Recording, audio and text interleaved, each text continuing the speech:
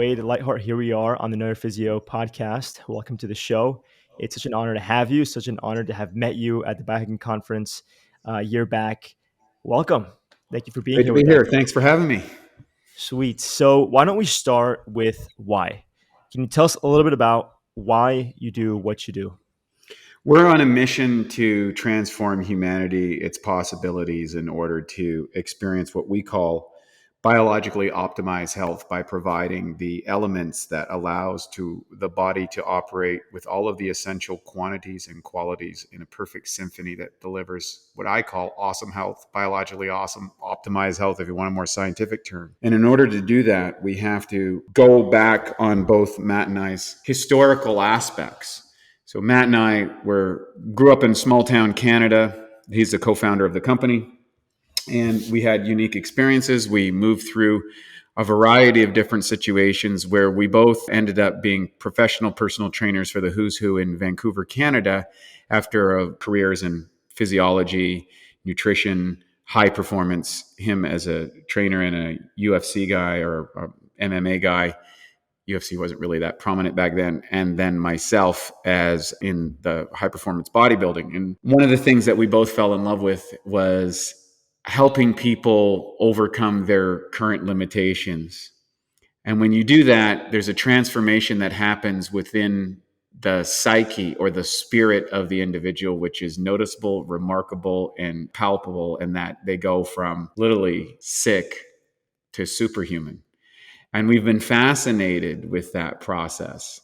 Originally, because my older sister, died at an early age because of health complications due to cancer treatment over 4 years, which had an impact on me. So I understood that life is not a guarantee, his health's not a guarantee. But we were both obsessed also with, well, what is the potential possibilities for humans? And then how would we build a company around that? And as that's evolved over the years, the technology is catching up with our ability to integrate sound scientific principles, practices, products that will allow the body's function to, number one, hit a higher trajectory, and two, hopefully extend for a longer period of time in what I could say a better than average performance. So what's the end goal? Okay, can we live to 100? I think that's well established. Can we live to 120? That's the guess, because there's not many people that make it to 120 out of a sample size of 8 billion people. There's a growing number of centurions, and there's a lot of people that make it to 80, which is a big improvement from, say, when my parents' life expectancy was in the 1960s when they started implementing social care.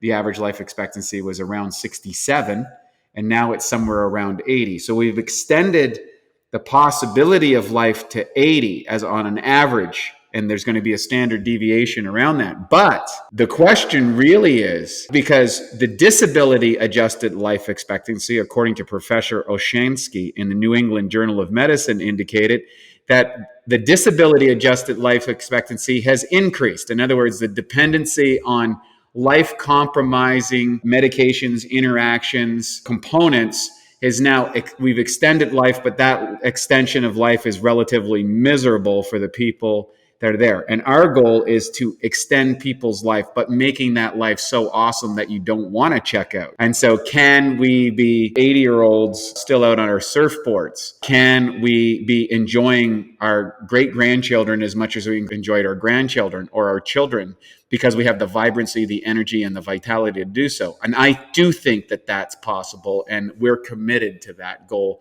both in the short term for the performance side and in the interim, and also for the longevity side over the long game. And we've been at it for 18 years and have set a good track record so far, and we're going to continue on in the future. And I want to know how special it has been for me to be a part of the Bioptimizers team and to help you guys carry this message forward.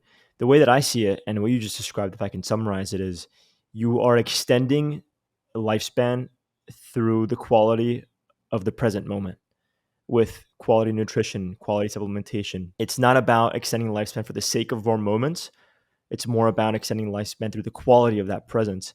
And it seems like the joy that you bring people and the transformations you're able to accomplish are what really, really fuel you. And now you've done that in different formats. I think as you have evolved as a professional, as you evolve as an individual, practicing what you preach, you're able to enjoy these new avenues by which you can help people. And it only makes sense that now you're here by Optimizers, really applying the best and latest to help others. So thank you for sharing this with us. Thank you for being here again.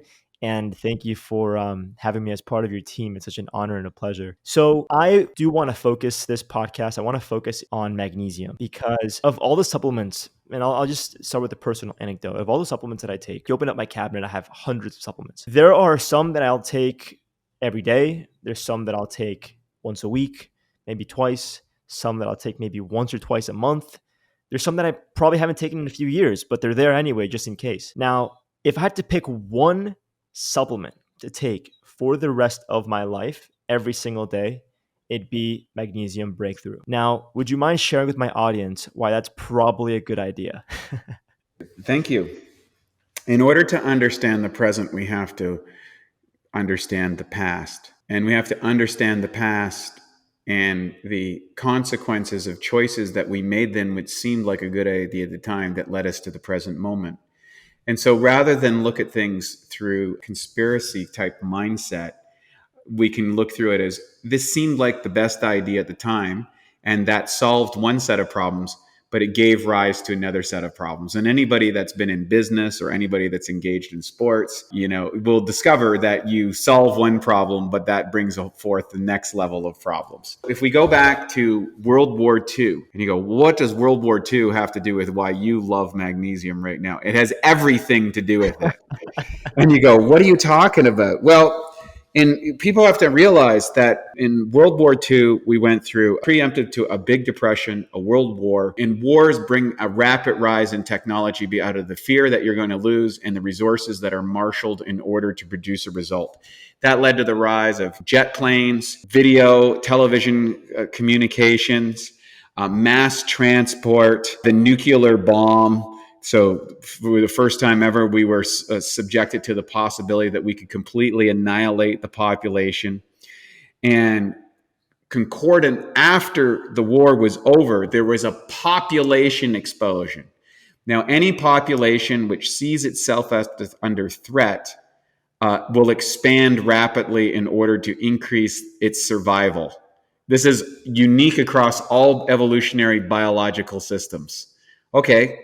So, what does that have to do with World War II and magnesium? Well, this population explosion led to two things. Number one, more people began to live in cities. In the 1900s, 98% of the population lived on a rural area and was involved in some sort of agricultural food production. By World War II, at the end of World War II, this was cut in half. And today it's less than 1% who are involved in food production. So we have a complete inversion of the food production. Well, how did so much change in 100 years after 12,000 years of agricultural farming, thereabouts? Well, what happened is this rapid rise of technology and the exploding birth rate called the baby boom. We went, we need to produce more food. And we went into mass manufacturing and distribution, which was cultivated also during the war, supreme systems of things. And that led to a certain amount of prosperity, but it also led to pressure points on food supply to support all these people living in cities with no connection to their agriculture. So the governments of the world said, we need to plan for this. So how are we going to do this? Well, we're going to institute regulatory boards to make sure that we have a staple supply of foods. We have to realize that throughout human history, famine was the number one killer of humans. Seasonal components, weather, all kinds of different things would disrupt food supply chains, and whole populations would be wiped out. Wars would ensue from this, and this was the war for scarce resources was a big part of human history. And to factor that out of the equation, you can't understand why people make the decisions. So the government board started to institute commercial monoculture farming practices. So before we would plant food, you'd put potatoes in this year and squash in next year and tomatoes next year, and you would rotate the crops over a 7-year cycle. You'd grow hemp on the soil 1 year and then plow it into the soil and let it go fallow to recondition the soil so that we'd have the essential minerals and vitamins that made the plants grow hardy, that allowed them to be strong, and that allowed them to provide all the essential nutrients that were required. Well, when we went to monoculturing, we said, well, screw that model. We need to hit this volume out till we get enough food. And how are we going to do that? Well, we found this new thing called fertilizer. We can take the leftover bomb material, which was primarily nitrogen based, we can put that into the soil, and it seems to increase the growth rate and the yield of the food that we're producing. And that was true on one level. The consequence of that decision is the accelerated growth cycle of the food then led to a loss of the protein content of the food in order to convert to the enzymes in order to grow the food. And then the lack of enzymatic capability meant that the plants could extract less nutrients out of the soil. And because we were growing at an accelerated rate without crop rotation and reblending the minerals in, we started to exhaust the soil in that. And that led to things like topsoil erosion and also the weakening of the immune system of the plants. The plants then started to develop a variety of conditions and were more subjected to bugs, to pesticides, to funguses, to all these different things that are naturally attacking plants in an uncontrolled environment. And so we went, oh, what else can we do? Well, we've got these other chemicals because the development of the chemical process became refined and developed much more sufficiently, largely part because of the communications, and you can share minds and come up with new ideas and read papers and get all this information that wasn't available to civilizations prior. And we went, okay, great. Well, let's let go and add these various chemicals onto the plants to kill the bugs, to kill the funguses, to kill the mold, to kill the invading bacteria cultures. And well, when we did that, two things happened. Number one, we increased the toxicity, the chemical components within the food that we were ingesting. And now our food wasn't just something that was good for us. It had an increasing amount of toxins upon it that were disruptive to our system. And the second thing was we further weakened the food supply chain. So that was okay for maybe 5, 10, 15, 20, 30, 40 years. But generation by generation, the plants began to yield less and less nutrients, less and less enzymes. Probiotics that were naturally available within the soil weren't present. The mineral content of the soil began to deplete to excessive levels, particularly in North America. We lost almost all our magnesium content. And so now, 80 years later, you're sitting in Miami and you're saying, well, I'm eating these foods. You know, if you look at, say, what are foods that are traditionally rich in magnesium? Dark chocolate, avocados, nuts, seeds, bananas, leafy greens, tofu, legumes, things like that are rich in magnesium traditionally. Well, if you compare one of those foods today and its nutrient content grown in a commercially factory farmed area versus something that was in a wild situation 80 years ago, they're not the same food. And I would invite people to go to a Mennonite farm or an Amish farm where they take a portion of the seeds, they don't use any chemicals, and they've been passed on generationally. And whatever your favorite food is, potatoes, apples, oranges, tomatoes, whatever it is, whatever your favorite food is, go take one of those, compare it to conventional grown product with chemicals and an organic one that maybe you bought at Whole Foods or something like that. And take all three of those things, cut them up, taste them, look at how they look at how they taste, look at how they feel, see the sense of satiety in your body. And you'll be very clear that what I'm telling you is absolutely experientially real, that the tomato from those environments are not the same product at all. Now, your entire life as a young person in the world today, 20, 30 years old, has never, ever, ever even had what a tomato really was in its original case. You don't know.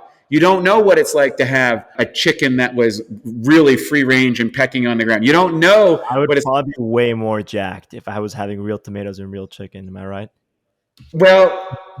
It's hard to say what the outcome would be, but I can tell you when you eat those foods, you go to locations on the planet where you do. Virtually everybody says, I can't believe chicken tastes this way. I've never tasted an apple like this. They call foods grown in these wild, unrestricted players superfoods. It just means that humans haven't messed around with it. That's all it means. That is unbelievable. And I can't imagine what the compounding interest effect of that would be had I, if we introduce these interventions early on, right? If we source our foods correctly early on, I can't imagine what the effect would be after 20, 30, 40, 50, 60 years of eating these foods that we are taught to believe are so healthy, so nutrient dense. what do you think the difference would really be? Well, there's two things that would be. First of all, our world population would be much less than it is because he never would have made the jump. So you have to realize you get both sides of the equation. You get the delivery of the expansion of the population. You get the development of the medical model to treat a variety of diseases. And so part of the age thing that I talked about, that age going from 67 to 80, was the development of surgical techniques and medical practices and stuff, which have extended our lives as a consequence of the limitations of our health. But now, as intelligent people looking at the world today, we go, okay, you know what?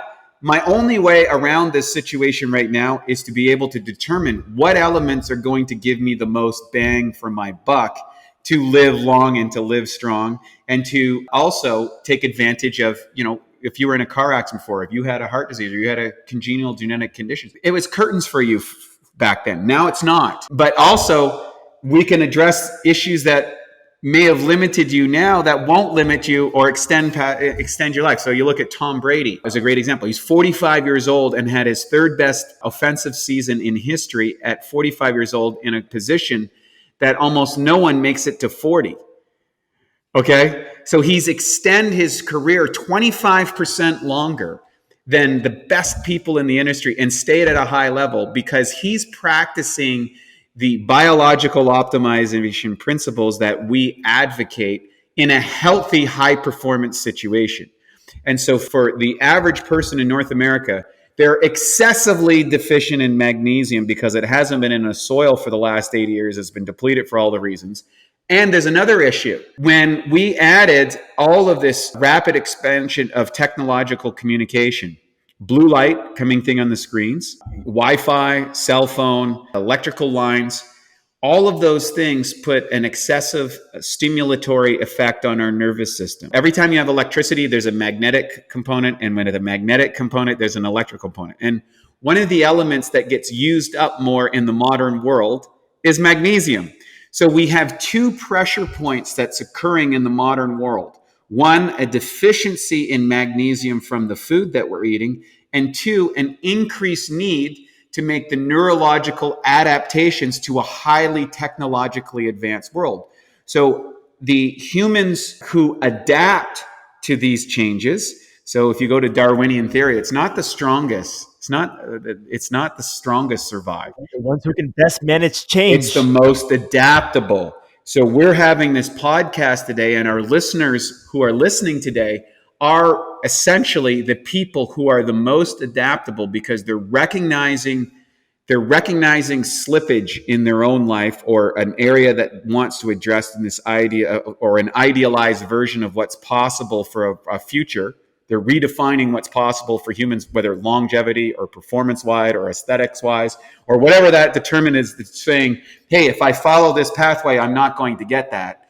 Or if I go down this route, I'm going to end up like everybody else. So now I'm going to listen to somebody in search of those answers, and I'm going to do my own set of experiments and see what happens. The one thing that I can tell you that I've learned in my entire life I spent in this industry, I'm 50 years old, is that I have never seen a product like our Magnesium Breakthrough, which is a uniquely designed magnesium product for the modern world, have so much positive impact in so many different people in so many different areas.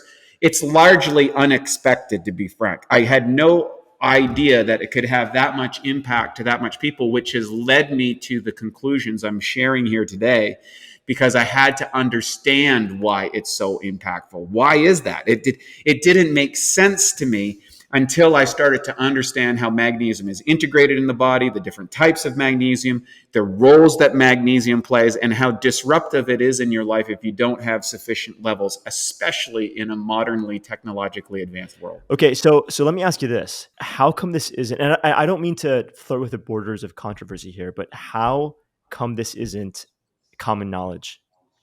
Great, because we live not in an information age, we live in an attention age. What Johnny Depp and Amber Heard gets more traction in the channels of attention than what's happening in the research facilities around the world that are illustrating these points that I'm bringing up today. Can you tell us what exactly is in Magnesium Breakthrough? Before I do, I want to qualify why there is 7 different types of magnesium in Magnesium Breakthrough. It's like, is that kind of overkill? It's like, isn't all magnesiums equated equal? No. If we look into biological science inside our bodies, magnesium is a key element involved in over 300 different metabolic processes. Heart regulation for your heartbeat, vasodilation to open up your arteries, the relaxation response in both smooth and striated muscle tissue, the regulation of your nervous system, the development of neurotransmitters, even the cultivation of RNA and DNA transfer in your cellular replication process. I call it the master mineral because it's involved in so many. Oh, blood sugar regulation. That's another one. If you look at what are the challenges facing our society today, okay, well, let's look at the big killers: heart disease, cancer, and diabetes. Most of those are dietary related, right? And I would think it's safe to say there's a good cross correlation between chemicalization and sugar intake in cancer. And I would say that heart disease has both a genetic but nutritional and lifestyle component. Then we look at diabetes, which is completely, especially type 2, which is the fastest growing one, which is completely correlated with lifestyle issues. And then the fourth leading cause of death is medical error, largely in part because of contraindications or complications from the treatments used to treat the first three. The next thing that people are suffering from, which is not fatal to the same extent as other things, but certainly affects the quality of life, is depression and mood dysregulation, which magnesium plays a critical role, along with gut bacteria, involved in building the neurotransmitters that allow our brains to operate functionally. So technically, we're living at the best time it's ever been in the world history, as far as what you have access to, information, quality of life, the level of economic wherewithal that we have. All those indicators seem to be things, but guess what? They're not all the things that live to a happy life. We've hit the threshold limit of what those things can do, and now we've got to get into this side of it. So when we were looking at magnesium, there was a guy by the name of Charles Poliquin, who is, I always defer to him because he spoke 13, I think 12 or 13 languages. He used to read research from different governments and different languages because there's biases within different cultures to do research and how grants are issued and all that stuff. He was always concerned with how to make his athletes perform the best. And he was the first guy to correlate neurotransmitter dominance with Chinese medicine, the 5 elements, and which was a breakthrough. No one ever made that connection. And he would do a test with his high performance athletes. If they weren't dopamine or acetylcholine dominant, he just said, "You're not going to make it as an Olympic athlete. I'm not coaching you." Now, the challenge with an Olympic athlete is how quickly you can recover and rebuild your neurotransmitter capabilities inside the body and regulate the loss of key elements and minerals and nutrients through metabolism and through sweating. And he saw that magnesium was a big factor in accelerating the recovery of his athletes. So if you can train harder, you can train longer, and you can train more frequently, chances are you're going to be a better gold medal athlete. And he produced great results. And I went to a seminar with him, and he said, "Hey, I use these 4 magnesiums to offset the Olympic athlete performance." We started with those things, but then we went into the literature and we saw that there was some variance in there. And he himself had suggested that, well, he wasn't sure about some of the elements, but he took the research as far as he could. When Matt and I, what we did when he decided that we were both magnesium deficient through SpectraCell testing, and what we felt as was burnout, and I can tell you what burnout feels like. It sucks. And serial entrepreneurs will often go through that. And we both were, and we both went through it, and we both used magnesium. And we bought all these different magnesiums and started testing them individually to see what level we would hit tolerance. And tolerance is known as breaking the GI barrier or getting the runs. And we noticed that different magnesiums had different points. And we noticed that if we combine different magnesiums, our body could absorb more of it, go longer without getting the runs. Well, that was interesting. And then the research was indicating that there were different types of magnesiums that had been developed that could have a better effect and higher tolerance. And then we married all of that onto orthomolecular science, which was developed by Linus Pauling, Abram Hoffer, and Dr. David Hawkins back in the 70s to treat all sorts of disease states with supersaturating the body with nutritional components. And from that, we said, okay, let's build the world's greatest magnesium. And so through our testing process, we came down to 7 different types of magnesium, which seem to be well tolerated, and through research were associated with a variety of different benefits, some concordant benefits with other magnesiums, but oftentimes that magnesium was associated with some particularly nuanced aspect of magnesium. And I'm going to talk about these. When you see magnesium, what the heckalate, usually whatever that 8 is just referring to the molecular model of how it's been bonded and stabilized in the body so that you can absorb and utilize it. But that molecular size is also going to determine where it gets absorbed and utilized and where it doesn't. So that's the thinking behind that. And I want to explain that to your listeners. So this isn't just a bunch of random things fired in a capsule. There is a thinking process that goes into how we cultivate and develop, and we continually refine it. We never think that we've got all the way there. We're always going to improve it. So let me walk you through these if you're okay with that. No, please do. That's what this is for. Okay, great. So the first thing that you're going to see, and this is a common magnesium, is a chelate, which is a protein coating that goes on top of your magnesium. This is generalized for neurotransmitters and for calming the mind, this type of things. Very common. Citrate is the next one. Now, citrate, I would say, is the one that is most associated with the runs. And the reason is citrate draws water into the intestine. By runs, what do you mean? What the runs means that you go to the bathroom and you get loose stool, and you know. Okay. So if you've taken going back to Hoffer and those guys, what they would do, and they were famous with the vitamin C protocols from Linus Pauling. And what he would do is he would start increasing the dosage in divided doses of vitamin C until you essentially got the runs and had to go to the toilet. And that means that your body, literally in the intestinal tract, couldn't absorb any more of that nutrient. And then he would cut it back. Let's say you got to 10 grams, then he would cut it back to say 9 grams. And you would continue at that dosage until you got the runs again. And then you would cut it back through this titrating process until you got to your daily maintenance level to maintain a super level of that vitamin. And so you could apply this to a lot of other supplements, and we did it to magnesium because we didn't know how big the deficiency was. We knew, okay, this much prevents you from doing this, but what's the optimal dosage? There's no way of determining that, except by leveraging evolutionary responses in the body that says if you take too much, you'd vomit or you'd barf or you'd go to the toilet. Okay, great.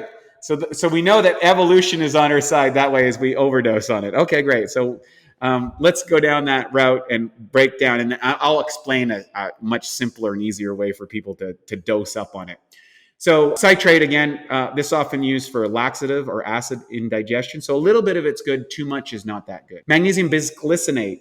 This one, the research has shown it's around high blood pressure, been successful in that. Type 2 diabetes, you can look at the research on the Pima Indians who had a high level of type 2 diabetes, and magnesium had a massive impact on that case. That's a genetic condition.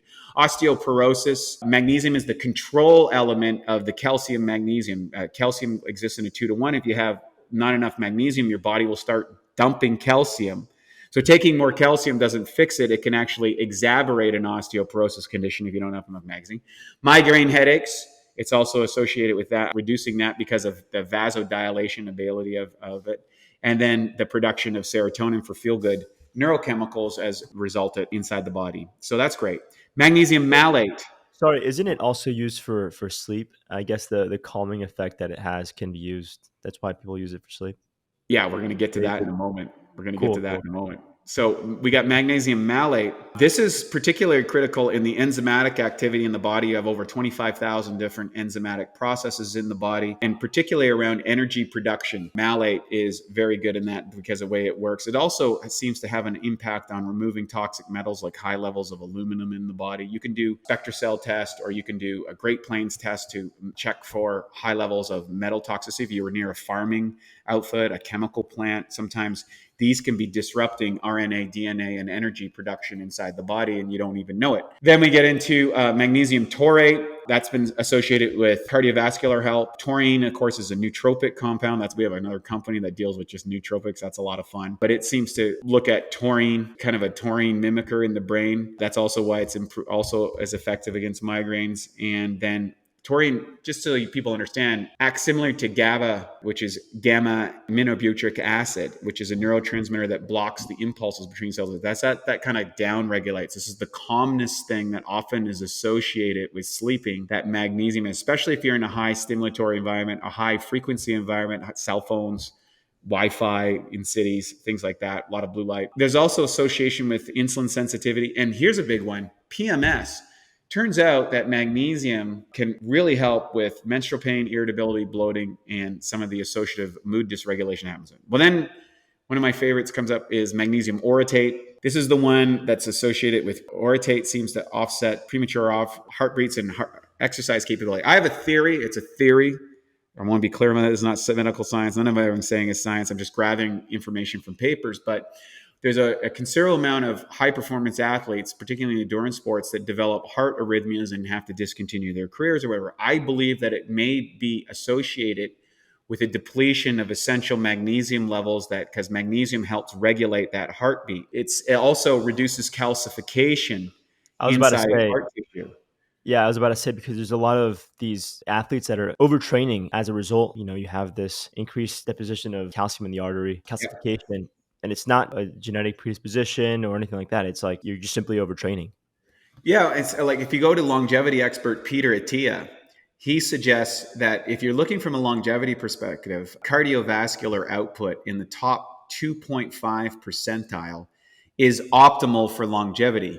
To get above that point, you're probably doing more damage to the system than the benefits on a performance side. So if you look at my hat, we have aesthetics, we have performance, and we have health. And everybody is creating a balance. Usually when you start out, you're going more on a performance side or an aesthetic side. And as you get older, you're usually putting most of your money towards how do I preserve or extend my health over a long period of time. So that changes as we age. Orotate's also involved in RNA, DNA, transcription, and the synthesis of glycogen. Then we have magnesium sucrosomial, which is a new type of magnesium, which has a high delivery agent. It's a delivery system that gets it into the body in levels not achieved by any of the other types of magnesium. So we added that into it as a driver to increase dosage being delivered to your tissues. We haven't got extensive research on all of the components of it because it's a relatively new supplement, but most people report improved functionality since we added that into our product.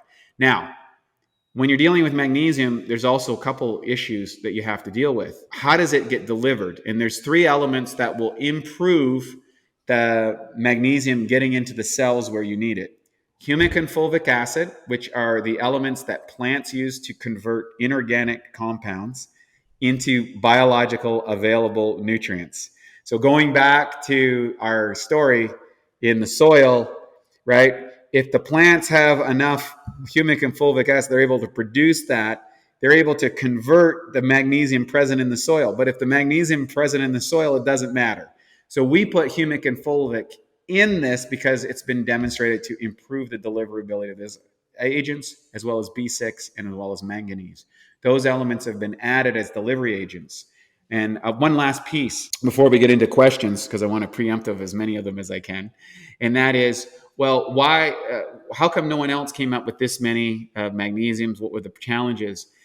When you get all of these different size molecules, you change the grains of what's coming through your machine, and they stick together. And what a lot of people will do is they'll add what's called an excipient, a flow regulator that will allow those things to flow. But now you get more excipient than you get product. So you get a Me Too product that doesn't deliver quite the same amount, but it flows into the capsules really well. And then the second thing is that by Optimize, we don't like using these cheap, ineffective excipients. We don't know all the consequences of them. So we're against that. So we had to develop a new way of filtering the products through the container. We had to develop a specialized capsule in order to support it and combine all of those without the bad excipients, if you will, so that we could produce an extraordinary product. And we solved all those problems. And I think that was unique to the industry to do so. It's interesting you brought up Peter Attia, because I'm actually getting one of my clients in touch with him and his team. And he is someone who suffered with this kind of overtraining to the point where he had calcification in his arteries because he was like nonstop on the bike with some of the most elite groups down here in Miami. every single day to the point where, his sleep was trash. He was in an overly sympathetic state, probably very magnesium depleted, and just like completely addicted to that go, go, go, go, go. And in addition to that, he's also someone that I would definitely describe as a type A individual. So it's For like sure. it's the perfect storm for this sort of classification. Okay, so now how about let's talk about dosing, because let's say now you're helping people get what the modern world leaves out, right? Is magnesium and bioavailable magnesium. Okay, but is there such thing as too much magnesium? Can you combine this supplementation with an effort to get more magnesium in your diet, or would that be overkill? Well, I asked that question of myself and did some radical biohacking experiments around it. If you're interested in hearing about I'm telling you, that's what this is about. Please do share. it. Okay. So when I realized I wanted to test the limits, I knew that there were two fundamental problems that we were dealing with. Number one, we didn't know how much magnesium you could deal with in the body. And number two, we didn't know how much we could actually deliver into the cells if we were doing it orally. So I think I know where I you're getting. I think I know what you're going to say next. so I contracted a naturopathic doctor, and I went to a foreign country to do this, where we began doing intravenous dosages of magnesium in increasing levels, and we topped out around 10 grams. I don't recommend it, but what's the unique experience of that high level dosage of magnesium in the system is two things. Number one, any calcification that comes up in the body, you'll feel a heat sensation as the magnesium and the calcium starts to interact with each other, and it feels like a warming or even a burning sensation. So injuries where I had calcification points, I would actually feel a burning sensation or a Get heat out. sensation. You would feel it in your brain, you'd feel it in your muscle tissues, because we were doing repeated ones of these. Were you effectively clearing that calcification out of the brain and these sites of injury, or?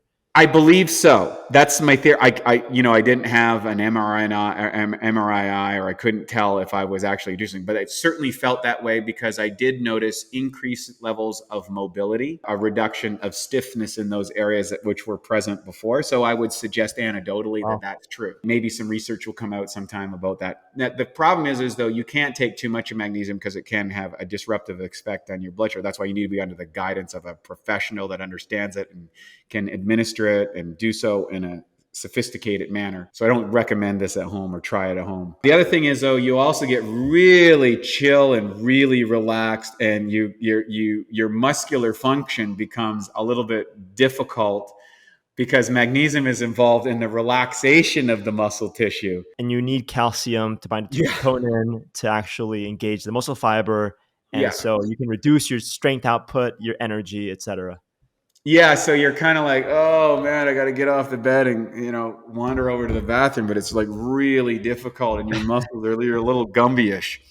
I know people that would pay for that experience. Yeah, I do too. I'm one of them. I paid for it. A bunch of my friends did too. So I realized, okay, first and foremost, I'm clear based on the anecdotal evidence of this burning sensation and the recovery aspect and the change in my muscle physiology that I could tolerate extremely high levels of magnesium inside the body.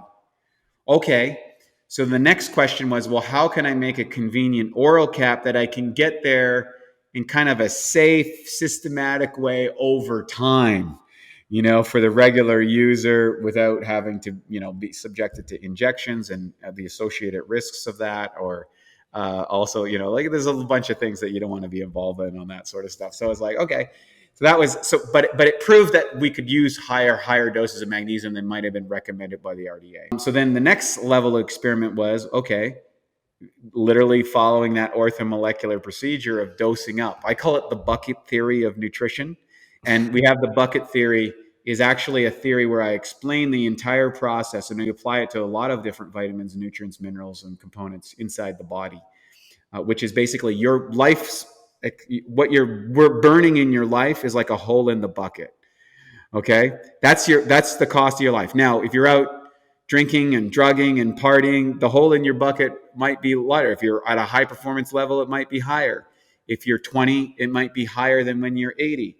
Or maybe that you start slowing down at 80 because you've exhausted your supply. Now, your whole bucket, and you can do this with each nutrient or all your nutrients, is the totality of what it would be to be full in reserve of every vitamin, every mineral, every essential component so that your body could flow and function optimally, perfectly every single time. Okay, that's the end goal. That's the the grand point. So if we applied the same principles that Dr. Linus Pauling did, we could divide the dosage of magnesium sequentially. So let's start with half-gram dosages 3 to 5 times a day, and then we add half-gram overall each day until we get the runs. Now, when we did this independently with single types of magnesium, we would get the runs much sooner than if we had multiple types of magnesium in the body. And so Oh, wow. I can get more magnesium in if I have an associated different types. And then there was variance within those. And we ran spreadsheets and tests, and we had a lot of, messy mistakes, you could say. But the end of the result was we came to anecdotally through experimentation, this formulation that we've had in order to get that. And literally we follow that protocol for people, and they stay there for maybe 90 days to fill up their magnesium reserves. And how do you know your magnesium reserves are in? Well, generally you'll see, if you're tracking your sleep, you'll see an increase in both deep sleep and REM sleep, right? So that's a good thing. Number two, reported sense of overall calmness. So the reactivity to emotional distress or to the overuse of stimulants such as caffeine.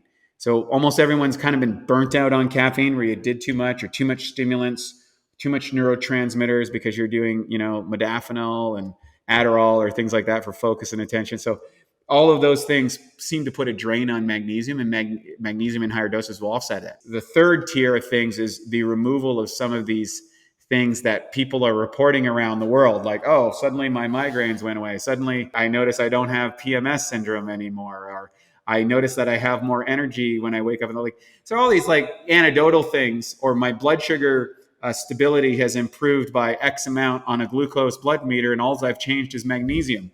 Well, so those correlations do have causation aspects related to magnesium, but it's hard to predict that on a widespread area. I can just report what I get on the testimonials and invite people to try it and do their own experiments. And then once you get the benefits, you start what's called titrating down. You start reducing the amount of magnesium you take on a daily basis so that you're only dealing enough. Once the bucket's full, you only have to put in the same amount that you're burning. So do you want to live with an empty bucket that you're trying to fill and deal with all the stress and anxiety of trying to fill the bucket? Or do you want to deal with a full bucket? So even if you don't hit your magnesium for a day or 2 days or 3 weeks, you got lots of reserves that your body doesn't go into a fight or flight response. And that's what we have found has worked very effectively. Most people end up operating between a dose of a half gram and 1.5 grams per day, based on their lifestyle, their exercise, and their individual genetics. And how come you guys don't have L-threonate in there? I know it's very popular for people Great that are looking question. to, And support their cognitive performance and such. yeah, great question. When you do threonate, there's two main suppliers in the world. And the one in the United States specifically has a patent. And the rules of the patent is that you have to take a certain dosage of threonate in your capsule in order to get a benefit. Well, unfortunately, that precludes you getting the benefit of all the other magnesiums. And threonate's a great product. And so we were at a crossroads when we were dealing with that. And so what we decided, because threonate's really good at crossing the blood-brain barrier effectively and has been associated primarily with improved sleep function, well, we decided that we would add that to our sleep product instead of putting it in a commensurate because of the limitations of the patent rules on that. And the other thing is there's another company outside of the United States that actually produces that. However, you would, if you to use it in the United States, you'd have a violation of that patent agreement, and wouldn't be certain about the product quality of that thing, and which is a big primary importance. So to resolve it, we said we'll take threonate out, we'll add it to our customized sleep formulation, which will be released in the very near future.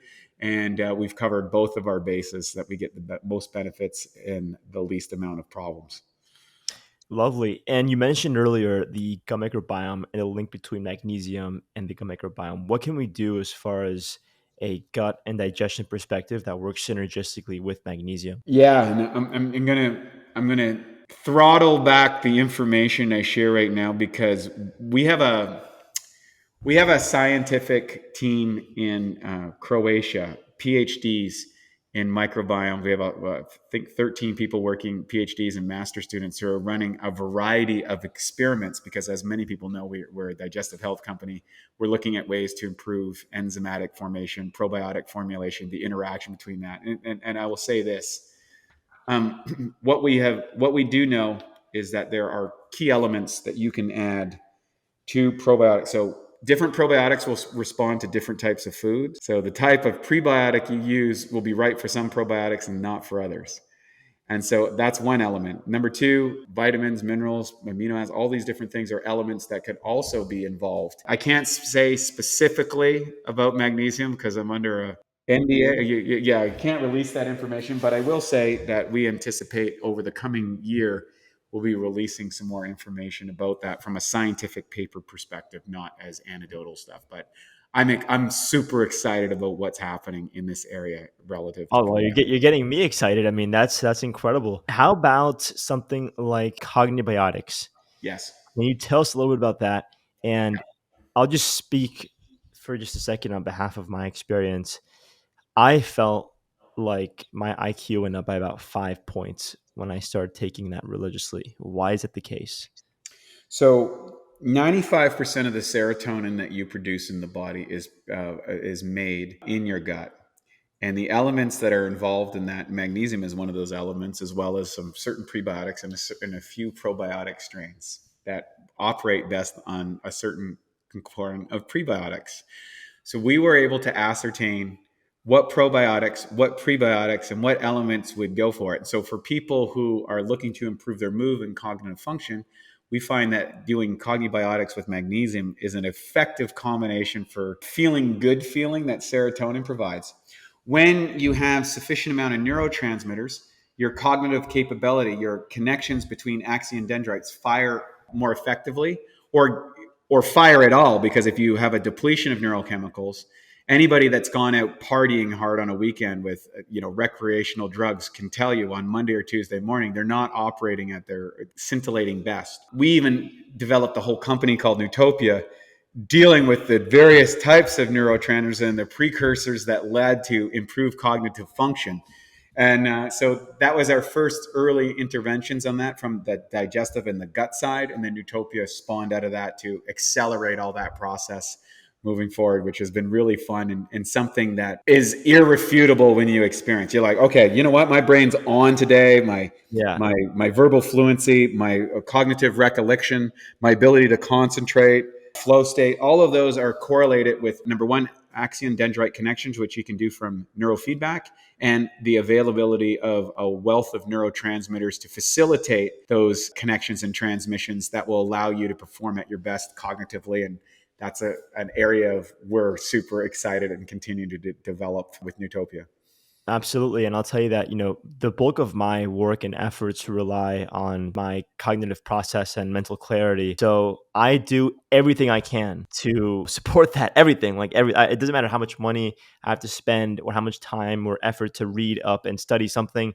Like I will do whatever it takes to maintain my mental clarity. And so having played around with Utopia for podcasts or for interviews or just to get in a flow state and be creative and get work done, it's been really, really sweet, really, really awesome. I want everyone to know that's tuning in that I take so much pride in being a partner and being part of the team because this has genuinely changed my life and has genuinely supported my performance.